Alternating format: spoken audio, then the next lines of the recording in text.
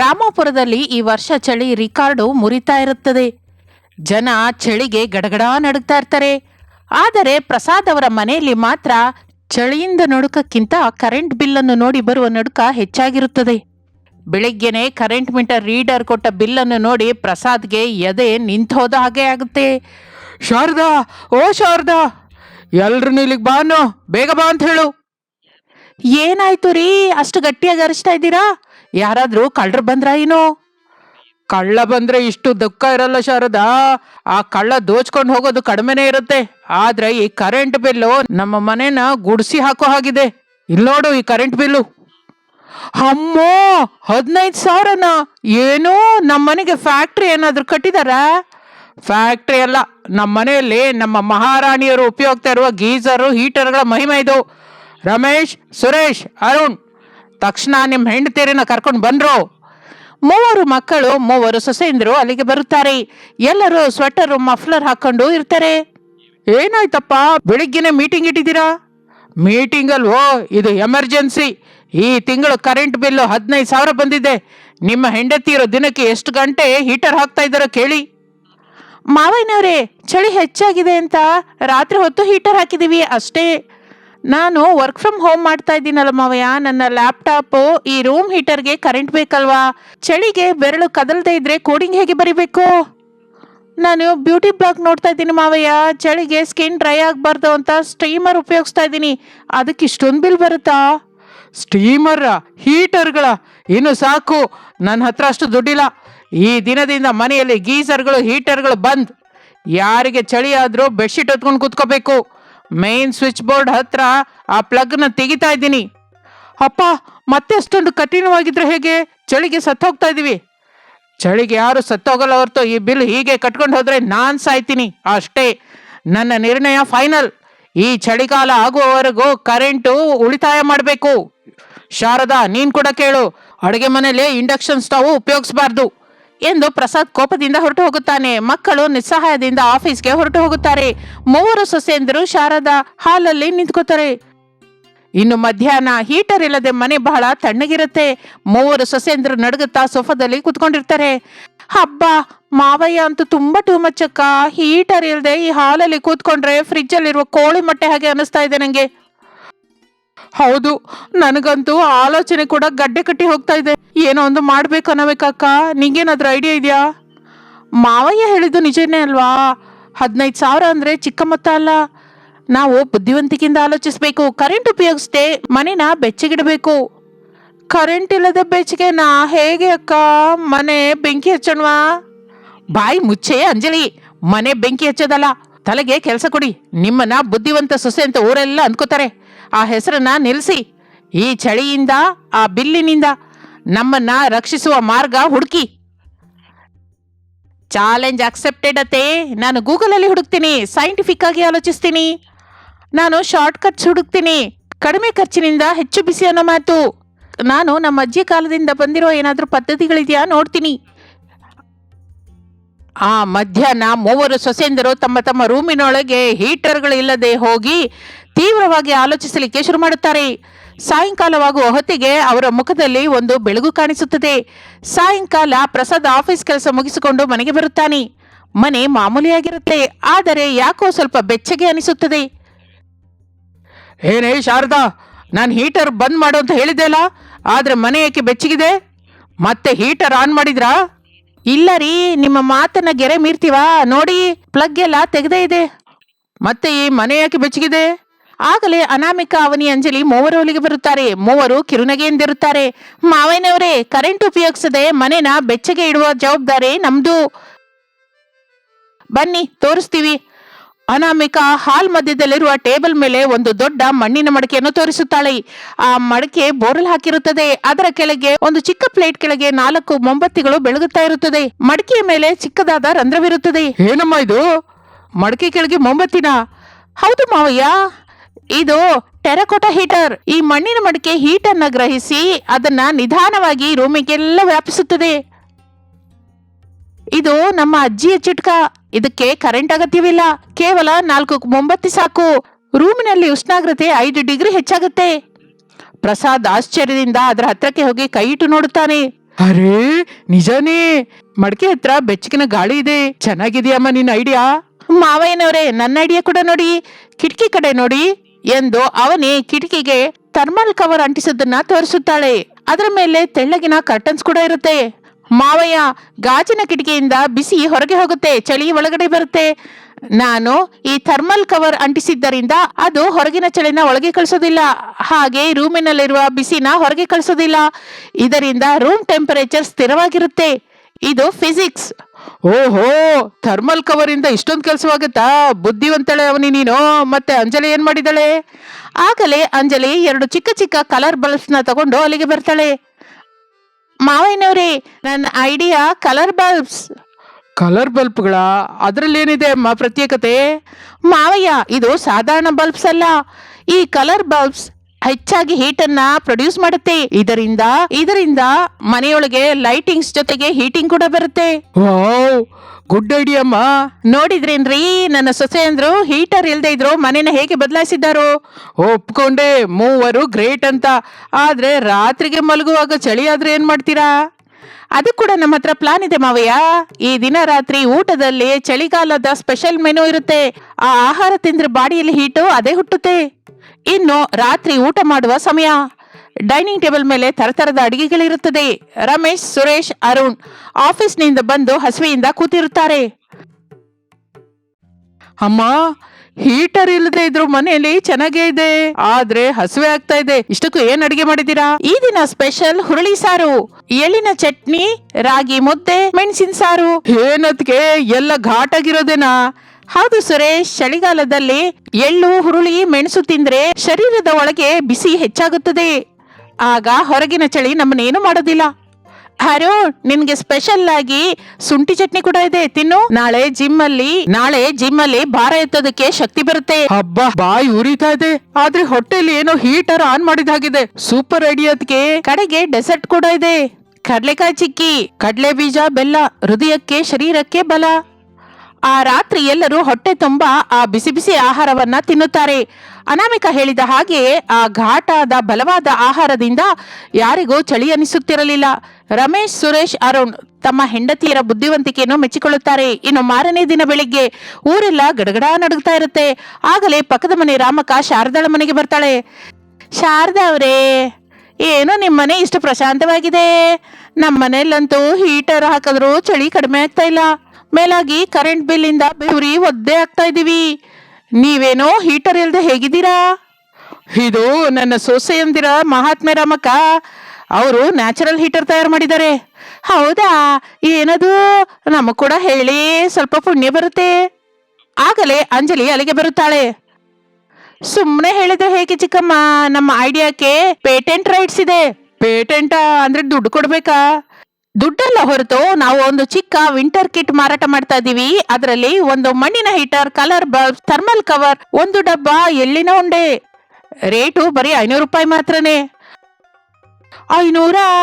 ನಮ್ಮ current bill 1000ದಲ್ಲಿ ಬರ್ತಾ ಇದೆ. 500ಕ್ಕೆ ಚಳಿ ಕಡಿಮೆ ಆಗುತ್ತೆ ಅಂದ್ರೆ ಈಗಲೇ ಕೊಂಡ್ಕೊತೀನಿ, ನಂಗೊಂದು ಕೊಡಿ. ರಾಮಕ್ಕ ತಕ್ಷಣ ಆ ಕಿಟ್ಟನ್ನು ತೆಗೆದುಕೊಂಡು ಹೋಗುತ್ತಾಳೆ. ಸಾಯಂಕಾಲಕ್ಕೆಲ್ಲ ಊರಲ್ಲಿ ಈ ವಿಷಯ ಹರಡಿ ಹೋಗುತ್ತದೆ. ಶಾರದಾ ಅವರ ಸೊಸೆಯಂದರು ಚಳಿನ ಮಾಯ ಮಾಡುವ ಯಂತ್ರವನ್ನು ಮಾರಾಟ ಮಾಡ್ತಾ ಇದ್ದಾರೆ ಅಂತ ಪುಕಾರು ಶಿಕಾರು ಹುಟ್ಟುತ್ತದೆ. ಜನ ತಂಡೋಪತಂಡದಿಂದ ಬರಲಿಕ್ಕೆ ಶುರು ಮಾಡುತ್ತಾರೆ.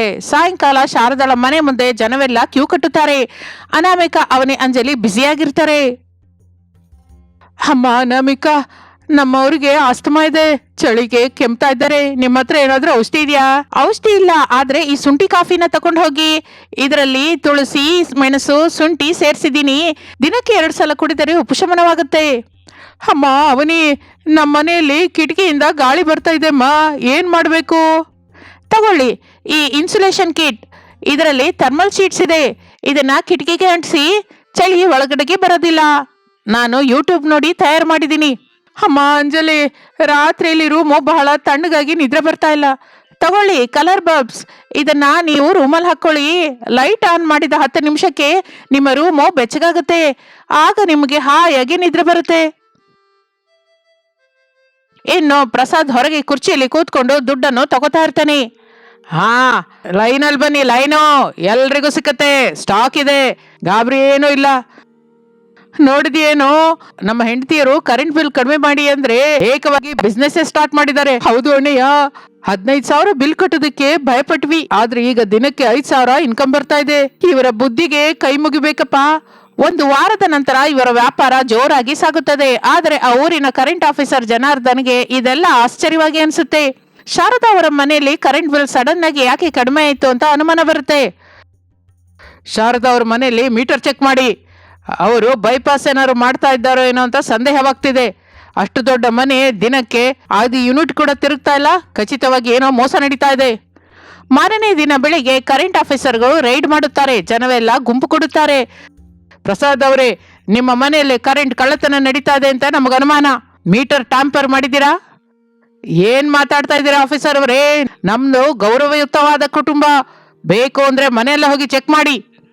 ಜನಾರ್ದನ್ ತನ್ನ ಆಫೀಸರ್ಗೆ ಮನೆಯೆಲ್ಲ ಚೆಕ್ ಮಾಡು ಅನ್ನುತ್ತಾನೆ. ಆಫೀಸರ್ಗಳು ಮನೆಯೆಲ್ಲ ಹುಡುಕುತ್ತಾರೆ. ಹೀಟರು ಗೀಸರು ಎಲ್ಲ ಪ್ಲಗ್ ತೆಗ್ದಿರುತ್ತದೆ, ಆದ್ರೆ ಮನೆ ಮಾತ್ರ ಬೆಚ್ಚಗಿರುತ್ತದೆ. ಅಡುಗೆ ಮನೆಯಲ್ಲಿ ಕುಕ್ಕರ್ಗಳು ಮುಗಿತಾ ಇಲ್ಲ, ಇಂಡಕ್ಷನ್ ಇಲ್ಲ, ಆದ್ರೆ ಅಡುಗೆ ನಡೀತಾ ಇರುತ್ತೆ. ಸರ್, ಹೀಟರ್ ಪ್ಲಗ್ ತೆಗ್ದಿದೆ ಸರ್, ಆದ್ರೆ ರೂಮಿನಲ್ಲಿ ಏನೋ ಮಣ್ಣಿನ ಮಡಿಕೆಗಳಿದೆ, ಅದರ ಹತ್ರ ಬಿಸಿ ಬರ್ತಾ ಇದೆ. ಮಣ್ಣಿನ ಮಡಿಕೆಗಳ? ಏನದು? ಅದು eco friendly heater sir, current ಉಪಯೋಗಿಸದೆ ಹೀಟ್ ಕೊಡುವ ಟೆಕ್ನಾಲಜಿ. ನಾವು ಮೊಂಬತ್ತು ಇದ್ಲುಗಳನ್ನ ಉಪಯೋಗಿಸ್ತಾ ಇದೀವಿ, ಅದಕ್ಕೆ ಕರೆಂಟ್ ಬಿಲ್ ಕಡಿಮೆ ಆಗಿದೆ. ಕಳ್ತನ ಮಾಡಿಲ್ಲ, ಬುದ್ಧಿನ ಉಪಯೋಗಿಸಿದೀವಿ. ಬೇಕು ಅಂದ್ರೆ ನಿಮ್ಗೆ ಕೂಡ ಒಂದು ಕಿಟ್ ಕೊಡ್ತೀವಿ ಸರ್, ಡಿಸ್ಕೌಂಟ್ ಅಲ್ಲಿ. ನಿಜವಾಗಿನ? ಕರೆಂಟ್ ಇಲ್ಲದೆ ಮನೆ ಬೆಚ್ಚಗಿದೆಯಾ? ಅದ್ಭುತ, ನಿಮ್ಮ ಬುದ್ಧಿವಂತಿಕೆಗೆ ಮೆಚ್ಕೋಬೇಕು. ಸಾರಿ ಪ್ರಸಾದ್ ಅವರೇ, ನನ್ನ ಅನುಮಾನ ತಪ್ಪು. ಪರವಾಗಿಲ್ಲ ಆಫೀಸರ್, ನಮ್ಮ ಸಸ್ಯೇಂದ್ರ ಮಾಡಿದ ಪ್ರಯೋಗದಿಂದ ನಮ್ಮ ಕರೆಂಟ್ ಉಳಿತಾಯವಾಗಿದೆ, ನಮ್ಮ ಆರೋಗ್ಯ ಕೂಡ ಚೆನ್ನಾಗಿದೆ. ಅಮ್ಮ, ನನಗೆ ಕೂಡ ಶುಂಠಿ ಕಾಫಿ ಪುಡಿ ಕೊಡಿ, ನನ್ನ ಹೆಂಡತಿ ಕೂಡ ಚಳಿಗೆ ಕಷ್ಟಪಡ್ತಾ ಇದ್ದಾಳೆ. ತಪ್ಪದೆ ಸರ್, ಆದ್ರೆ ಬಿಲ್ ಕಟ್ಟಬೇಕು ಮತ್ತೆ. ತಪ್ಪದೆ ಎಂದು ಜನಾರ್ದನ್ ದುಡ್ಡು ಕೊಟ್ಟು ಸಾಮಾನುಗಳು ತೆಗೆದುಕೊಳ್ಳುತ್ತಾನೆ. ಇನ್ನು ರಾತ್ರಿ ಎಲ್ಲರೂ ಹಾಲ್ನಲ್ಲಿ ಕೂತಿರುತ್ತಾರೆ. ಪ್ರಸಾದ್ ಬಹಳ ಸಂತೋಷದಿಂದಿರ್ತಾನೆ. ಕೈನಲ್ಲಿ ಈ ವಾರ ಬಂದ ಲಾಭದ ದುಡ್ಡಿರುತ್ತದೆ. ಅಮ್ಮ ಸೊಸೇಂದ್ರೆ, ನಿಮ್ಮ ಬುದ್ಧಿವಂತಿಕೆಯಿಂದ ನನ್ನ ಮರ್ಯಾದೆ ನಿಲ್ತಮ್ಮ, ದುಡ್ಡು ಉಳಿತಾಯವಾಗಿದೆ, ಮೇಲಾಗಿ ಲಾಭ ಕೂಡ ಬಂದಿದೆ. ಈ ದುಡ್ಡಿನಿಂದ ನಾನು ಕರೆಂಟ್ ಬಿಲ್ ಕಟ್ತೀನಿ, ಇನ್ನು ಮಿಕ್ಕ ದುಡ್ಡು ನಿಮ್ದೇ. ಮಾವಯ್ಯನವ್ರೆ, ಈ ದುಡ್ಡಿನಿಂದ ನಾವು ಇನ್ನೊಂದು ಕೆಲಸ ಮಾಡೋಣ. ಏನಮ್ಮ? ನಮ್ಮ ಊರಿನಲ್ಲಿ ಬಹಳ ಜನ ಬಡವರಿದ್ದಾರೆ, ಅವರಿಗೆ ಹೀಟರ್ಸ್ ಕೊಂಡ್ಕೊಳ್ಳುವ ಸಾಮರ್ಥ್ಯವಿಲ್ಲ. ನಾವೇ ತಯಾರು ಮಾಡಿದ ಈ ಮಣ್ಣಿನ ಹೀಟರ್ ಬೆಡ್ಶೀಟ್ ಕೊಂಡ್ಕೊಂಡು ಅವರಿಗೆ ಉಚಿತವಾಗಿ ಹಂಚೋಣ. ನಮಗೆ ಲಾಭ ಬರ್ದಿದ್ರು ಪರವಾಗಿಲ್ಲ, ಅವರಿಗೆ ಚಳಿ ಕಡಿಮೆ ಆಗುತ್ತೆ. ಹೌದು ಮಾವಯ್ಯ, ನಾವು ಬಿಸ್ನೆಸ್ ಮಾಡಿದ್ದೆ ಅಗತ್ಯಕ್ಕಾಗಿ, ಈಗ ಅಗತ್ಯ ತೀರಿ ಹೋಗಿದೆ, ಇನ್ನು ಸೇವೆ ಮಾಡೋಣ. ನಿಮ್ಮ ಮನಸ್ಸು ಎಷ್ಟು ದೊಡ್ಡದೋ ನಿಮ್ಮ ಆಲೋಚನೆ ಹೇಳ್ತಾ ಇದೆ. ನಮ್ಮ ಮನೆಯ ಸೊಸೆಯಂದರು ಬುದ್ಧಿವಂತರೇ ಅಲ್ಲ, ಒಳ್ಳೆ ಮನಸ್ಸಿರುವವರು ಕೂಡ. I am very very proud of you guys. Sharada, ನೋಡಿದ್ಯಾ ಕರೆಂಟ್ ಬಿಲ್ ಭಯ ಎಲ್ಲಿಗೆ ದಾರಿ ತೆಗ್ದಿದ್ಯೋ? ಹೌದು ರೀ, ಕಷ್ಟ ಬಂದ್ರೇನೆ ಅಲ್ವಾ ಮನುಷ್ಯನ ಬುದ್ಧಿವಂತಿಕೆ ಹೊರಗೆ ಬರುತ್ತೆ. ನಮ್ಮ ಸೊಸೆಯಂದರು ಬಂಗಾರ. ಮಾರನೇ ದಿನದಿಂದ ಆ ಮೂವರು ಸೊಸೆಯಂದರು ತಮ್ಮ ಬುದ್ಧಿವಂತಿಕೆಯಿಂದ ತಯಾರು ಮಾಡಿದ ವಸ್ತುಗಳನ್ನು ಊರಿನಲ್ಲಿ ಬಡವರಿಗೆ ಹಂಚಲಿಕ್ಕೆ ಶುರು ಮಾಡುತ್ತಾರೆ. ಚಳಿಗಾಲ ಮಂಚನ್ನು ಸುರಿಸುತ್ತದೆ, ಆದರೆ ಈ ಸೊಸೆಯಂದರು ಮಾತ್ರ ಊರಿನ ಜನರ ಮನಸ್ಸಿನಲ್ಲಿ ಬೆಚ್ಚನ ಪ್ರೇಮವನ್ನು ತುಂಬಿಸುತ್ತಾರೆ. ರಾಮಾಪುರದಲ್ಲಿ ಬುದ್ಧಿವಂತ ಸೊಸೆಯಂದರು ಅಂದ್ರೆ ಶಾರದಾಳ ಸೊಸೆಯಂದರೆ ಎಂದು ಎಲ್ಲರೂ ಹೇಳಲಿಕ್ಕೆ ಶುರು ಮಾಡುತ್ತಾರೆ. ಇದು ಇಂದಿನ ಕಥೆ. ಮತ್ತೊಂದು ಆಸಕ್ತಿಕರ ಕಥೆ ಜೊತೆ ಮತ್ತೆ ಸೇರೋಣ. ಅಲ್ಲಿಯವರೆಗೂ ವಿರಾಮ. ನಮಸ್ತೆ. ರಾಮಾಪುರದಲ್ಲಿ ಒಂದು ಹಳೆ ಹಂಚಿನ ಮನೆ ಶಾರದಾ ಪ್ರಸಾದರದ್ದು. ಅವರ ಮಕ್ಕಳು ಸೊಸೆಯಂದರು ದೊಡ್ಡವರಿಂದ ಚಿಕ್ಕಂದಿನವರೆಗೆ ವರಸೆಯಾಗಿ ರಮೇಶ್ ಅನಾಮಿಕಾ, ಸುರೇಶ್ ಅವನಿ, ಅರುಣ್ ಅಂಜಲಿ. ಕಾಲ ಕಳೆದ ಹಾಗೆ ಮಕ್ಕಳಿಗೆ ಸರಿಯಾದ ಕೆಲಸವೂ ಸಿಕ್ಕದೆ ಆ ಕುಟುಂಬ ಬಡತನದ ಕಡೆಗೆ ಜಾರ್ತಾ ಇರುತ್ತೆ. ಮೂವರು ಸೊಸೆಯಂದಿರು ಆ ಇಷ್ಟ ಕಷ್ಟಗಳನ್ನು ಸಹಿಸುತ್ತಲೇ ಸಂಸಾರವನ್ನು ಎಳ್ಕೊಂಡ್ಬರ್ತಾ ಇರ್ತಾರೆ. ಆದರೆ ಈ ವರ್ಷ ಚಳಿ ಅವರ ಪಾಲಿಗೆ ಶಾಪವಾಗಿ ಬದಲಾಗಿದೆ. ಅಮ್ಮ ಸೊಸೆಯಂದ್ರೆ, ಹೇಳ್ರ ತಾಯಿ, ಬೆಳಗಾಗಿ ಹೋಗಿದೆ. ಈ ಚಳಿಗೆ ಕೋಳಿ ಕೂಡ ಕೂಗೋದು ಮರ್ತೋದಾಗಿದೆ. ಆದ್ರೆ ನಮ್ಮ ಹೊಟ್ಟೆ ಹಸುವೆ ಮರ್ತೋಗಲ್ವಲ್ಲ. ಎದ್ದು ಆ ಒಲೆನ ಆನ್ ಮಾಡ್ರಮ್ಮ. ಅಡಿಗೆ ಮನೆಯಿಂದ ಅನಾಮಿಕಾ ಹೊರಗೆ ಬರುತ್ತಾಳೆ. ಆಕೆ ಸಿರಿಯ ಸೆರಗನ್ನು ಗಟ್ಟಿಯಾಗಿ ಸುತ್ತಕೊಂಡಿರ್ತಾಳೆ. ಎದ್ದಿದ್ದೀನಿ ಅತ್ತೆ, ರಾತ್ರಿ ಎಲ್ಲ ಚಳಿಗೆ ನಿದ್ರೆ ಬಂದ್ರೆ ಅಲ್ವಾ, ಆ ಕಿಟಕಿಯೊಳಗಿಂದ ಗಾಳಿ ಕತ್ತಿ ಹಾಗೆ ಸೀಳ್ಕೊಂಡ್ ಬರ್ತಾ ಇದೆ. ಏನ್ ಮಾಡೋಣಮ್ಮ, ನಮ್ಮ ಹಣೆ ಬರಹ. ಅವನಿ ಅಂಜಲಿ ಇನ್ನೂ ಎದ್ದಿಲ್ವಾ? ಪಾಪ, ಅವ್ರ ಹತ್ರ ಇರೋದು ತೆಳ್ಳಗಿನ ಬೆಡ್ಶೀಟ್ ಅತ್ತೆ. ಇಬ್ರು ಒಂದ್ ಕಡೆನೆ ಮುದ್ರಕೊಂಡು ಮಲಗಿದ್ದಾರೆ. ಚಳಿಗೆ ಏಳಲಾರ್ದೆ ಹೋಗ್ತಾ ಇದ್ದಾರೆ. ಎಬ್ಸಮ್ಮ, ಕೆಲಸಕ್ಕೆ ಹೋಗುವ ಗಂಡಸರಿಗೆ ಸ್ವಲ್ಪ ಗಂಜಿ ಆದ್ರೆ ಕಾಸು ಕೊಡ್ಬೇಕಲ್ಲ. ಅನಾಮಿಕ ಹೋಗಿ ಅವನಿ ಅಂಜಲಿಯರನ್ನು ಎಬ್ಬಿಸುತ್ತಾರೆ. ಅವರು ಕಣ್ಣುಜ್ಜಿಕೊಂಡು ಗಡಗಡ ನಡುಗುತ್ತಾ ಹೊರಗೆ ಬರ್ತಾರೆ. ಹಬ್ಬಾ, ಏನ ಕೈ ನರಕ, ಚಳಿಗೆ ನನ್ನ ಕೈ ಬೆರಳು ಕದಲ್ತಾ ಇಲ್ಲ. ಈ ಹಂಚಿನ ಮನೆಯಲ್ಲಿದ್ರೆ ಫ್ರಿಜ್ ಅಲ್ಲಿ ಇದ್ದಾಗಿದೆ. ಕನಿಷ್ಠ ನಮಗೆ ಶೀಟಿನ ಮನೆ ಆದ್ರೂ ಚೆನ್ನಾಗಿರ್ತಾ ಇತ್ತು. ಶೀಟಿನ ಮನೆ ಆದ್ರೆ ಬೇಸಿಗೆಯಲ್ಲಿ ಮನೇಲಿ ಇರಲಾರುವ ಅಂಜಲಿ, ಇದ್ದದ್ರಲ್ಲೇ ಹೊಂದ್ಕೊಂಡು ಹೋಗ್ಬೇಕು. ಆದ್ರೆ ಈ ದಿನ ನೀರ್ ಮುಟ್ಕೋಬೇಕು ಅಂದ್ರೆ ನನ್ನ ಮೈ ನಡುಗ್ತಾ ಇದೆ. ಪ್ರಾಣ ಹೋಗೋ ಹಾಗಿದೆ ಅಕ್ಕ. ಪ್ರಾಣ ಹೋಗಲ್ವೇ, ಹೆಂಗಸಿಗೆ ತಾಳ್ಮೆನೆ ಪ್ರಾಣ. ಹೋಗಿ ಆ ಹಿತ್ತಲಿನಲ್ಲಿರುವ ಸೌದೆ ತಗೊಂಬ. ರಾತ್ರಿ ಮಂಜಿಗೆ ತಣ್ಣಗಾಗಿರುತ್ತೆ, ಆರ್ಬಿಟ್ಟು ಒಲೆ ಹಚ್ಚಿಸ್ಬೇಕು. ಬೇಗ ಶುರು ಮಾಡಿ. ಹಿತ್ತಲಿನಲ್ಲಿ ಅನಾಮಿಕ ಅವನಿ ಅಂಜಲಿ ಸೌದೆಯನ್ನ ಎತ್ಕೋತಾ ಇರ್ತಾರೆ. ಅಕ್ಕ, ನನ್ನಿಂದ ಆಗ್ತಾ ಇಲ್ಲ. ನನ್ನ ಕಾಲು ಜಡ್ ಹಿಡ್ದೋಗಿದೆ. ಕನಿಷ್ಠ ಕಾಲಿಗೆ ಚಪ್ಪಲಿ ಕೂಡ ಇಲ್ಲ ನಮ್ಗೆ. ಈ ಬಡತನ ಯಾವಾಗ ಹೋಗುತ್ತೆ ಏನೋ. ನನ್ ಕೈ ಬೆರಳಿಗೆ ಸಿಬ್ರು ಚುಚ್ಕೊಂಡಿದೆ. ದುಃಖ ಪಡ್ಬೇಡ ಅಂಜಲಿ, ಕಷ್ಟ ಯಾವತ್ತಿಗೂ ಒಂದೇ ತರ ಇರಲ್ಲ. ನಾವು ಕಷ್ಟಪಟ್ರೆ ಯಾವುದೋ ಒಂದಿನ ಒಳ್ಳೆ ದಿನ ಬರುತ್ತೆ. ಧೈರ್ಯವಾಗಿರೋಣ. ಈ ಕಷ್ಟಗಳನ್ನ ನಾವು ಧೈರ್ಯವಾಗಿ ಎದುರಿಸೋಣ. ಕಷ್ಟಪಡೋದಕ್ಕೆ ನಮ್ಮ ಹತ್ರ ಏನಿದೆ ಅಕ್ಕ? ನಮ್ಮ ಗಂಡಂದಿರು ಕೂಲಿ ಕೆಲಸಕ್ಕೆ ಹೋಗ್ತಾರೆ, ಬರೋದು ಅರೆಕೊರೆ ಸಂಪಾದನೆ.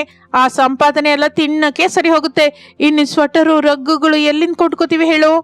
ಆಗಲೇ ರಮೇಶ್, ಸುರೇಶ್, ಅರುಣರು ನಿದ್ರೆಂದಿದ್ದು ಹೊರಗೆ ಬರುತ್ತಾರೆ. ಅವರು ಕೂಡ ಚಳಿಗೆ ನಡುಗ್ತಾ ಇರ್ತಾರೆ. ಅನಾಮಿಕಾ, ಸ್ವಲ್ಪ ಬಿಸಿನೀರಿದ್ರೆ ಕೊಡ್ತೀಯಾ? ಮುಖ ತೊಳ್ಕೋಬೇಕು. ಟ್ಯಾಂಕ್ ನೀರು ಐಸ್ ಆಗಿದೆ. ಸೌದೆ ಒದ್ದೆ ಆಗಿದೆ ರಮೇಶ್ ಅವರೇ, ಒಲೆ ಹಚ್ತಾ ಇಲ್ಲ. ನಿಮಗೆ ಬಿಸಿನೀರು ಕೊಡೋದಕ್ಕೆ ಸ್ವಲ್ಪ ಸಮಯ ಹಿಡಿಬೋದು. ಹಬ್ಬ, ದಿನವೂ ಇದೇ ಗಲಾಟೆ. ಕೆಲ್ಸಕ್ಕೆ ಲೇಟ್ ಆಗ್ತಾ ಇದೆ. ಬಿಸಿನೀರ್ ಇಲ್ದಿದ್ರೆ ಸ್ನಾನ ಹೇಗೆ ಮಾಡೋದು? ಈ ಚಳಿಯಲ್ಲಿ ತಣ್ಣೀರಲ್ಲಿ ಸ್ನಾನ ಅಂದ್ರೆ ಎದೆ ನಿಂತು ಹೋಗುತ್ತೆ, ಮೈ ಎಲ್ಲ ಜಡಗುಟ್ಟಿ ಹೋಗುತ್ತೆ. ಅಂಜಲಿ, ಹೋಗಿ ಪಕ್ಕದ ಮನೆ ರಾಮಕ್ಕನ ಕೇಳಿ ಸ್ವಲ್ಪ ಕೆಂಡವಾದ್ರ ತಗೊಂಬ.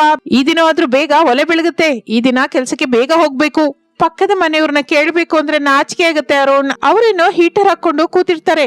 ನಾವು ಕೆಂಡಕ್ಕಾಗಿ ಹೋದ್ರೆ ಭಿಕ್ಷೆಯವ್ರನ್ನ ನೋಡ್ದಾಗೆ ನೋಡ್ತಾರೆ. ಆ ನೋಟಕ್ಕೆ ನನಗೆ ಇನ್ನೂ ದುಃಖ ಅನ್ಸುತ್ತೆ. ಪ್ರಸಾದ್ ಆಗಲೇ ಹೊರಗೆ ಬರುತ್ತಾನೆ. ಯಾರನ್ನು ಕೇಳೋದ್ ಬೇಡ, ನಮ್ಮ ಕಷ್ಟ ನಮ್ದೇ. ಅನಾಮಿಕಾ, ಆ ಹಳೆ ಪೇಪರ್ ಇದೆ ನೋಡಮ್ಮ, ಅದರಿಂದ ಒಲೆ ಹಚ್ಚಮ್ಮ, ಬೇಗ ಬೆಂಕಿ ಹಚ್ಕೊಳ್ಳುತ್ತೆ. ಅನಾಮಿಕಾ ಅತಿ ಕಷ್ಟದಿಂದ ಹೊಗೆಯಿಂದ ಯುದ್ಧ ಮಾಡಿ ಒಲೆ ಬೆಳಗಿಸುತ್ತಾಳೆ. ಆ ಚಿಕ್ಕ ಒಲೆಯ ಸುತ್ತ ಕುಟುಂಬವೆಲ್ಲ ಸೇರುತ್ತದೆ. ಆ ಬೆಂಕಿಯ ಬಿಸಿಗೆ ಅವರೆಲ್ಲ ಚಳಿ ಕಾಯಿಸಿಕೊಳ್ಳುತ್ತಾ ಶರೀರಕ್ಕೆ ಹಾಯಾಗಿರ್ಬೇಕು ಅನ್ಸುತ್ತೆ.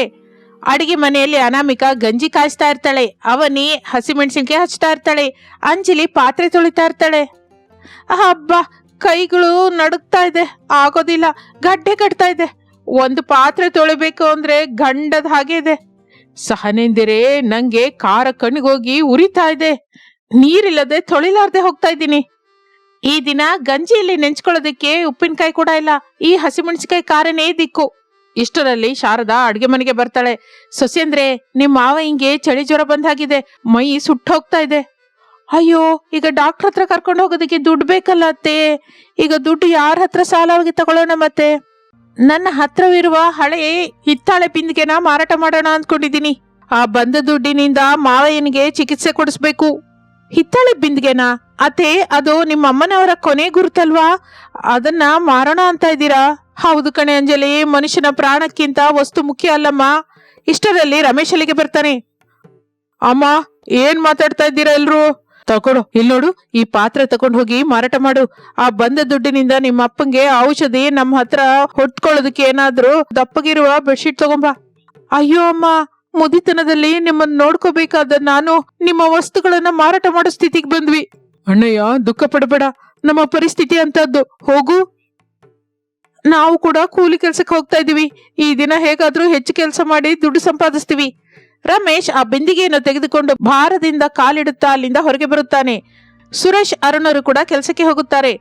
ಮನೆಯಲ್ಲಿ ಹೆಂಗಸರು ಜ್ವರದಿಂದಿರುವ ಪ್ರಸಾದ್ ಮಾತ್ರನೇ ಇರ್ತಾರೆ. ಮಧ್ಯಾಹ್ನವಾಗುವ ಹೊತ್ತಿಗೆ ಹಾಲ್ನಲ್ಲಿ ಪ್ರಸಾದ್ ನಡುಗುತ್ತಾ ಮಲಗಿರ್ತಾನೆ. ಶಾರದಾ ಅವನ ಪಕ್ಕನೆ ಕೂತಿರ್ತಾಳೆ. ಸೊಸೆ ಮೂವಂದರು ದಿಗಿಲಿನಿಂದ ಕೂತಿರ್ತಾರೆ. ಅಕ್ಕ, ಹೀಗಾದ್ರೆ ಕಷ್ಟ, ನಾವು ಕೂಡ ಏನೋ ಒಂದು ಮಾಡ್ಬೇಕು. ಏನ್ ಮಾಡ್ತೀವಿ ಅವನಿ? ನಮಗೆ ಓದಿಲ್ಲ, ಕೈಯಲ್ಲಿ ಚಿಲ್ಲರೆ ಕಾಸು ಇಲ್ಲ. ಏನಾದ್ರೂ ವ್ಯಾಪಾರ ಮಾಡೋಣ ಅಕ್ಕ. ವ್ಯಾಪಾರಕ್ಕೆ ಬಂಡವಾಳ ಬೇಕು. ಆ ಬಂಡವಾಳ ನಮ್ಮ ಹತ್ರ ಇಲ್ವಲ್ಲ. ಬಂಡವಾಳವಿಲ್ಲದ ಕೆಲಸ ಮಾಡೋಣ. ಅದೇನು? ಅಲ್ಲಿ ನೋಡು, ನಮ್ಮ ಹಿತ್ತಲಿನಲ್ಲಿ ಸೀತಾಫಲ ಮರ ಇದೆ ಅಲ್ಲ, ಕಾಯಿ ಕೂಡ ತುಂಬಾ ಬಂದಿದೆ. ಅದನ್ನ ಕಿತ್ತು ಸಂತೆಲೆ ಮಾರಿದ್ರೆ. ಸೀತಾಫಲಗಳ ಈ ಚಳಿಗಾಲದಲ್ಲಿ ಯಾರು ತಿಂತಾರೆ? ಶೀತ ಆಗತ್ತೆ ಅಂತ ಭಯಪಡ್ತಾರೆ. ನಿಜಾನೇ ಅತ್ತೆ, ಆದ್ರೆ ಅಂಜಲಿ ಹೇಳಿದ್ರಲ್ಲಿ ಒಂದು ಪಾಯಿಂಟ್ ಇದೆ. ನಾವು ನಮ್ಮ ಶ್ರಮವನ್ನೇ ಬಂಡವಾಳವನ್ನಾಗಿ ಮಾಡೋಣ. ಅಂದ್ರೆ ಏನೂ ಅರ್ಥವಾಗಿಲ್ಲ ಅಕ್ಕ. ನಮ್ಮ ಊರಿನಲ್ಲಿ ಬಹಳ ಜನ ಹೊಲದಲ್ಲಿ ಕೆಲಸ ಮಾಡ್ತಾರೆ. ಈ ಚಳಿಗೆ ಅವರಿಗೆ ಬಿಸಿ ಬಿಸಿಯಾಗಿ ಟೀ ಕುಡಿಬೇಕು ಅಂತಿರುತ್ತೆ. ಆದ್ರೆ ಹೊಲದ ಹತ್ರ ಟೀ ಸಿಕ್ಕಲ್ಲ. ನಾವು ಟೀಯನ್ನ ಮಾಡಿ ಫ್ಲಾಸ್ಕ್ ಅಲ್ಲಿ ತಗೊಂಡೋಗಿ ಮಾರಿದ್ರೆ ಟೀ ಮಾರ್ಬೇಕಾ? ಅದು ಹೊಲದಲ್ಲ. ಹೌದು, ಟೀ ಪುಡಿ, ಹಾಲು, ಸಕ್ಕರೆ ಇದು ಕೊಂಡ್ಕೊಳ್ಳೋದಕ್ಕೆ ನನ್ನ ಹತ್ರ ಎತ್ತಿಟ್ಟ ದುಡ್ಡು ಸ್ವಲ್ಪವಿದೆ. ಪಾತ್ರೆ ಮಾರಿದ ದುಡ್ಡು ನಮಗೆ ಸಾಕಾಗತ್ತೆ. ಇನ್ನು ಈ ಪ್ರಯತ್ನ ಮಾಡೋಣ. ಇದಕ್ಕೆ ನೀವೇನಂತೀರಾ? ಒಳ್ಳೆ ಐಡಿಯಾ ಅಕ್ಕ. ಈ ಟೀ ಜೊತೆಗೆ ಬಿಸಿ ಬಿಸಿ ಕಡ್ಲೆಕಾಯಿ ಬೇಯಿಸಿ ಕೊಟ್ರೆ ಇನ್ನೂ ಚೆನ್ನಾಗಿರುತ್ತೆ. ನಿಮ್ಮ ಧೈರ್ಯ ಚೆನ್ನಾಗಿದೆ ಅಮ್ಮ, ಆದ್ರೆ ಗಂಡಸರು ಒಪ್ಕೋತಾರ? ಹಸಿವೆ ಬಾಧೆ ತಿಳಿದವರು ಅಡ್ಡ ಹೇಳಲ್ಲ ಅತ್ತೆ. ಮಾವಯ್ಯನವರ ಔಷಧಿಗಾಗಿ ಅಲ್ವಾ ನಾವಿದೆಲ್ಲ ಮಾಡ್ತಾ ಇರೋದು. 3 ಬಡ ಸೊಸೆಯರು ಒಂದು ನಿರ್ಣಯಕ್ಕೆ ಬರುತ್ತಾರೆ. ಅನಾಮಿಕಾ ತನ್ನ ಹತ್ತಿರ ಇರುವ ದುಡ್ಡಿನಿಂದ ಟೀ ಪುಡಿ, ಹಾಲು ತರಿಸುತ್ತಾಳೆ. ಅವನಿ ಅಂಜಲಿಯರು ಸೌದೆ ಒಲೆ ಮೇಲೆ ಪಾತ್ರೆ ಇಟ್ಟು ಟೀ ಮಾಡುತ್ತಾರೆ. ಇನ್ನೊಂದು ಒಲೆಯಲ್ಲಿ ಕಡಲೆ ಬೀಜನ ಬೇಯಿಸ್ತಾರೆ. ಆ ಸಾಯಂಕಾಲವೇ ಅವರು ಹೊಲದ ಕಡೆಗೆ ಹೊರಡುತ್ತಾರೆ. ಸಾಯಂಕಾಲ 4 ಗಂಟೆ ಆಗ್ತಾ ಇರುತ್ತದೆ. ಹೊಲದಲ್ಲಿ ಚಳಿಗೆ ನಡುಗುತ್ತಾ ಕೆಲಸ ಮಾಡ್ತಾ ಇರ್ತಾರೆ ಕೆಲವರು. ಅನಾಮಿಕಾ, ಅವನಿ, ಅಂಜಲಿ ಅಲ್ಲಿಗೆ ಹೋಗುತ್ತಾರೆ. ಬಿಸಿ ಬಿಸಿ ಟೀ, ಶುಂಠಿ ಟೀ, ಬೇಯಿಸಿದ ಕಡಲೆಕಾಳು, ಚಳಿನ ಹೊಡೆದೋಡಿಸುವ ಬಿಸಿ ಬಿಸಿಯಾದ ಟೀ. ಏನಮ್ಮ, ನಿಜವಾಗಿ ಬಿಸಿಯಾಗಿದೆಯಾ ಟೀ? ಈ ಚಳಿಗೆ ಪ್ರಾಣ ಹೋಗೋ ಹಾಗಿದೆ. 1 ಗ್ಲಾಸ್ ಕೊಡು ತಾಯಿ. ಈಗೊಳ್ಳಿ ಚಿಕ್ಕಪ್ಪ, ಶುಂಠಿ ಜಜ್ಜಿ ಹಾಕಿದೀವಿ, ಗಂಟಲಿಗೆ ಹಾಯಾಗಿರುತ್ತೆ. ಕಡಲೆ ಬೀಜ ಕೂಡ ತಗೊಳ್ಳಿ, ಹೊಟ್ಟೆ ತುಂಬುತ್ತದೆ. ಚಳಿಗೆ ಕೆಲಸ ಮಾಡುತ್ತಾ ಇರುವ ಕೂಲಿಗಳಿಗೆ ಆ ಬಿಸಿ ಟೀ ಅಮೃತದ ಹಾಗೆ ಅನಿಸುತ್ತದೆ. ಒಬ್ಬರ ನಂತರ ಒಬ್ರು ಬಂದು ಟೀ ಕುಡಿಯೋದಕ್ಕೆ ಶುರು ಮಾಡ್ತಾರೆ. ಅನಾಮಿಕಾ ಗ್ಲಾಸ್ ತೊಳಿತಾ ಇದ್ರೆ ಅವನಿ ಟೀ ಸುರಿತಾ ಇರ್ತಾಳೆ. ಅಂಜಲಿ ದುಡ್ಡನ್ನು ತಗೋತಾಳೆ. ಅಕ್ಕ ನೋಡು, ನನ್ನ ಕೈ ತುಂಬಾ ಚಿಲ್ಲರೆ ದುಡ್ಡು, ನಾವು ಗೆದ್ವಿ. ಹೌದು, ಇಷ್ಟು ಜನ ಮೆಚ್ಕೊಂಡ್ರು. ಈ ಚಳಿಯಲ್ಲಿ ದೇವರ ಹಾಗೆ ಬಂದ್ರು ಟೀ ಕೊಟ್ಟಿದ್ದೀರಮ್ಮ ಅಂದ್ರು. ಬನ್ನಿ ಮನೆಗೆ ಹೋಗಿ ಮತ್ತೆ ಟೀ ಕಾಯಿಸ್ಕೊಂಡು ಬಸ್ ಸ್ಟಾಂಡ್ ಹತ್ರ ಹೋಗೋಣ. ಅಲ್ಲಿ ಪ್ರಯಾಣಿಕರಿರ್ತಾರೆ. ಆ ದಿನ ರಾತ್ರಿಯವರೆಗೂ 3 ಸೊಸೆಯಂದರು ಕಷ್ಟಪಡುತ್ತಾರೆ. ಮನೆಗೆ ಬರುವ ಹೊತ್ತಿಗೆ ಅವರು ಸುಸ್ತಾಗಿರುತ್ತಾರೆ. ಆದ್ರೆ ಅವರ ಮುಖದಲ್ಲಿ ಸಂತೃಪ್ತಿ ಇರುತ್ತದೆ. ರಾತ್ರಿ ವೇಳೆ ಮನೆಯಲ್ಲಿ ರಮೇಶ್, ಸುರೇಶ್, ಅರುಣ್ ಕೂಡ ಆಗಲೇ ಬರ್ತಾರೆ. ಕೈಯಲ್ಲಿ ಔಷಧಿ, 2 ತೆಳ್ಳಗಿನ ಬೆಡ್ಶೀಟ್ ಇರುತ್ತದೆ. ಪಾತ್ರೆ ಮಾರಿದ ದುಡ್ಡು ಅದಕ್ಕೆ ಸರಿ ಹೋಗಿರುತ್ತದೆ. ಅಮ್ಮ, ಅಪ್ಪ ಹೇಗಿದ್ದೀರಾ? ತಗೊಳ್ಳಿ, ಔಷಧಿ ತಂದಿದ್ದೀನಿ. ಪರವಾಗಿಲ್ಲ ಕಣೋ, ಜ್ವರ ಸ್ವಲ್ಪ ಕಡಿಮೆ ಆಗಿದೆ. ಈ ಬೆಡ್ಶೀಟ್ ತುಂಬಾ ತೆಳ್ಳಗಿದೆ, ಏನ್ ಮಾಡೋಣ? ಆ ಹಿತ್ತಾಳೆ ಪಾತ್ರೆ ಮಾರಿ ಬಂದ ದುಡ್ಡು ಇದಕ್ಕೆ ಸರಿ ಹೋಯ್ತು. ಆಗಲೇ ಅನಾಮಿಕಾ, ಅವನಿ, ಅಂಜಲಿ ಒಳಗಡೆಗೆ ಬರುತ್ತಾರೆ. ಅವರ ಕೈಯಲ್ಲಿ ಒಂದು ಚೀಲವಿರುತ್ತದೆ. ರಮೇಶ್ ಅವರೇ, ತಗೊಳ್ಳಿ. ಏನಿದು? ಅನಾಮಿಕಾ ಚೀಲದೊಳಗಿಂದ 3 ದಪ್ಪನೆಯ ರಗ್ಗುಗಳು, ಕೆಲವು ಹಣ್ಣು ತೆಗೆಯುತ್ತಾಳೆ. ಹಣ್ಣು ಮಾವಯ್ಯನಿಗೆ, ರಗ್ಗುಗಳು ನಮ್ಮೆಲ್ಲರಿಗೂ. ಇವೆಲ್ಲ ಎಲ್ಲಿಂದ ಅತ್ತಿಗೆ? ಇಷ್ಟು ಬೆಲೆ ಬಾಳದು ಕೊಂಡ್ಕೊಳ್ಳೋದಕ್ಕೆ ದುಡ್ಡೆಲ್ಲಿಂದು? ಇದು ನಾವು ಸಂಪಾದಿಸಿದ ದುಡ್ಡಿಂದ ಕೊಂಡ್ಕೊಂಡಿದೀವಿ. ಈ ದಿನ ನಾವು ಟೀನ, ಕಡಲೆ ಬೀಜನ ಮಾರಿದ್ವಿ. ಟೀ ಮಾರಿದ್ರಾ? ನೀವು ರೋಡ್ ಮೇಲೆ ನಿಂತ್ಕೊಂಡು ಟೀ ಮಾರಿದ್ರ? ಹೌದು, ತಪ್ಪೇನಿದೆ? ಕಳ್ಳತನದಂತ ತಪ್ಪು ಮಾಡಿಲ್ವಲ್ಲ. ನಮ್ಮ ಕಷ್ಟದಿಂದ ನಮ್ಮ ಕುಟುಂಬವನ್ನು ಚಳಿಯಿಂದ ಕಾಪಾಡ್ಕೊಂಡ್ವಿ. ಅನಾಮಿಕಾ, ನನ್ನನ್ನು ಕ್ಷಮಿಸು. ನಾನು ಗಂಡಸಾಗಿಯೂ ಪೋಷಿಸಲಾರದೆ ಹೋಗ್ತಾ ಇದ್ದೀನಿ. ನೀವು ರೋಡ್ ಹತ್ತಿ ಕಷ್ಟಪಡಬೇಕಾಗಿ ಬಂತು. ಅಯ್ಯೋ, ಗಂಡ ಹೆಂಡತಿರು ಅಂದ್ರೆ ಕಷ್ಟ ಸುಖನ ಹಂಚ್ಕೊಳ್ಳೋದಲ್ವೇನ್ರಿ? ನಿಮ್ಮ ಕಷ್ಟ ನಮ್ಮ ಕಷ್ಟ ಬೇರೆ ಬೇರೆ ಅಲ್ಲ. ಈ ದಿನ ನಮಗೆ ಬಹಳ ಸಂತೋಷವಾಗಿದೆ. ಮಾವಯ್ಯ ಈ ರಗ್ ಹೊತ್ಕೊಂಡ್ರೆ ಅವ್ರಿಗೆ ಚಳಿ ಇರಲ್ಲ, ನಮಗಷ್ಟೇ ಸಾಕು. ನಿಜವಾಗಿಯೂ ನೀವು ಸೊಸೆಂದ್ರಲ್ಲಮ್ಮ, ದೇವತೆಗಳು. ನಮ್ಮ ಬಡತನ ಮನೆಯನ್ನು ಆವರಿಸಿದೆ ಹೊರತು ನಮ್ಮ ಮನಸ್ಸನ್ನು ಆವರಿಸಿಲ್ಲ ತಾಯಿ. ಹೌದು, 3 ಒಗ್ಗಟ್ಟಾಗಿ ಇದ್ದು ಈ ಮನೆಗೆ ಬೆಳಕು ತಂದಿದ್ದೀರಮ್ಮ. ಆ ರಾತ್ರಿಯ ಕುಟುಂಬವೆಲ್ಲ ಆನಂದದಿಂದ ಕಳೆಯುತ್ತದೆ. ಅನಾಮಿಕಾ ತಂದ ರಗ್ಗುಗಳು ಬೆಚ್ಚತನವನ್ನು ಕೊಟ್ರೆ ಅವರ ಒಳಗಿರುವ ಪ್ರೇಮ ಮನಸ್ಸಿಗೆ ಹಾಯಿ ಎನಿಸುತ್ತದೆ. ಮಾರನೇ ದಿನ ಬೆಳಿಗ್ಗೆ ಹೊಗೆ ಮಂಚು ಹೊರಗಿರುತ್ತದೆ. ಆದರೆ ಅನಾಮಿಕಾ, ಅವನಿ, ಅಂಜಲಿ ಉತ್ಸಾಹದಿಂದಿರುತ್ತಾರೆ. ಅವನಿ, ಅಂಜಲಿ ಎದ್ದೇಳಿ, ಈ ದಿನ ನಾವು ಹೊಸ ಮೆನು ಟ್ರೈ ಮಾಡೋಣ.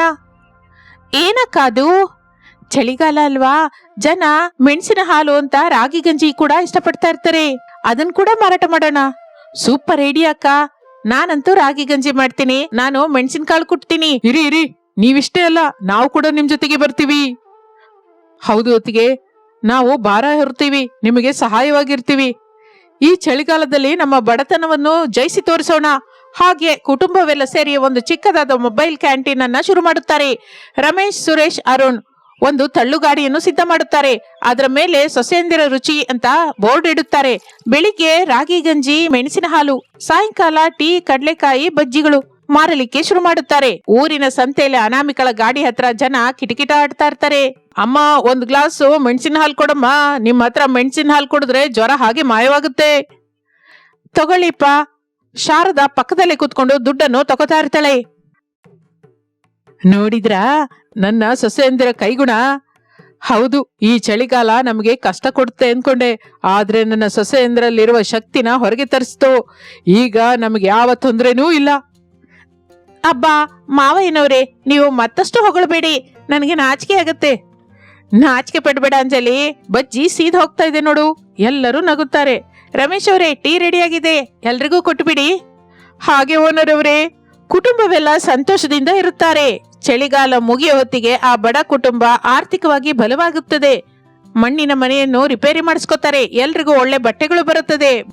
ಬಡತನ ಅನ್ನುವ ಚಳಿಯನ್ನು ಶ್ರಮ ಅನ್ನುವ ಬೆಚ್ಚಗಿನ ಬೆಂಕಿಯಿಂದ ಒದ್ದು ಕಳಿಸುತ್ತಾರೆ ಬಡ ಸೊಸೆಯರು. ಈಗ ರಾಮಪುರದಲ್ಲಿ ಯಾರಿಗೆ ಚಳಿ ಎಂದರೂ ಅನಾಮಿಕಳ ಗಾಡಿ ಹತ್ರನೇ ಹೋಗುವಂತಾರೆ. ಏಕೆಂದರೆ ಅಲ್ಲಿ ಟೀ ಮಾತ್ರವೇ ಅಲ್ಲ, ಅಮ್ಮನ ಪ್ರೇಮದಂತ ಆಪ್ಯಾಯತೆ ಕೂಡ ಸಿಗುತ್ತದೆ. ಇದು ಇಂದಿನ ಕತೆ. ಮತ್ತೊಂದು ಆಸಕ್ತಿಕರ ಕತೆ ಜೊತೆ ಮತ್ತೆ ಸೇರೋಣ. ನಮಸ್ತೆ.